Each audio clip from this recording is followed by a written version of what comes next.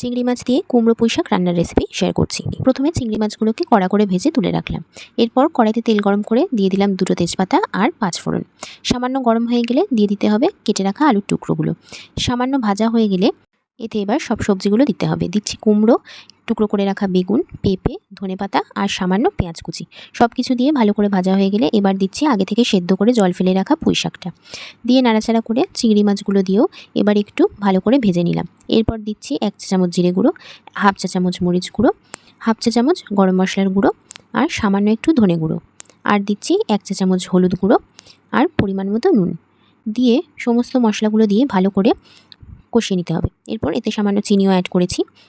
এরপর ভালো করে কষানো হয়ে গেলে এটা অনেকটাই নরম হয়ে আসবে। তখন এতে একদম সামান্য 1 কাপের মতো জল দিয়ে ভালো করে সেদ্ধ করে নেব।